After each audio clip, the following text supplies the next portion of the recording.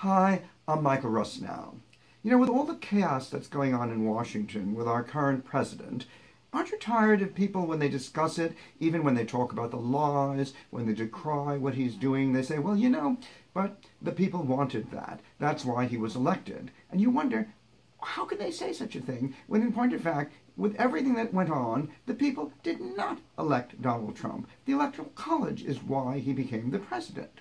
Why do journalists perpetuate this myth? They talk about 2020 and the possible candidates that might be running against Donald Trump, and they say, well, he's going to be difficult to beat because, he has this pulse. He knew what the people wanted. When in fact, even with a relatively unpopular candidate like Hillary Clinton, and with the emails, the Russian hacking, she still beat him by almost 3 million votes. Why do they do that? They act as if Donald Trump is going to be a very formidable candidate in 2020, as if he had a Ronald Reagan landslide. The votes in Wisconsin, Pennsylvania, and Michigan were less than 1% in Donald Trump's favor. Indeed, even in Florida, it was a little bit more than 1%. In North Carolina and Arizona, about 3.5%. Even Georgia was at 5%, a very low disparity considering past elections. Why do they just dismiss the fact that there is a movement right now to do away with the Electoral College and elect a president by popular vote? Why aren't they discussing that?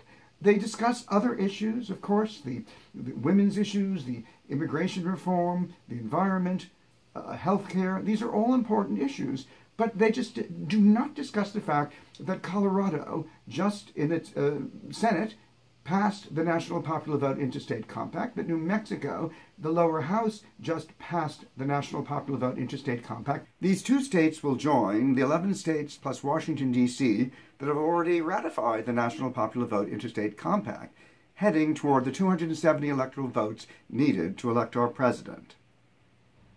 People say that if we have a national popular vote, then California and New York, with its large urban populations, Illinois, they're going to control the election.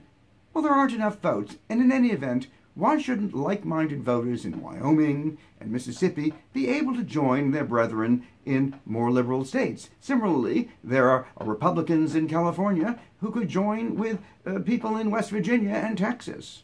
Every American should have his or her vote counted equally. A soldier in California should have the same impact as a soldier or any other military person in Wyoming. The vote should not be disproportionately weighted toward the smaller states. It's not fair. It's not equitable. That's the way it should be. National policies should be affected, controlled by the person who gets the most votes of the American people. There'll be more voter turnout, not less, because voters in states that normally go one way will encourage every voter to vote because they'll think they're going to be counted. Even in his State of the Union message, Donald Trump evidenced his erratic behavior, snubbing the Speaker of the House, Nancy Pelosi, who traditionally introduces him. He just went right into his speech. Didn't even care. Donald Trump amazingly has gravitated toward dictators and abandoned our democratic allies in Europe and elsewhere. What kind of leadership is this? His one accomplishment has been to pass a tax cut that has clearly benefited the super rich. Indeed, many of the people currently filing their taxes have found, oh my God, I'm getting less back, or oh my God, I've got to pay taxes this year. And worse, his personal prejudices, evidenced by his real estate tycoon practices in New York, have led to his obsession with this wall that most Americans don't want.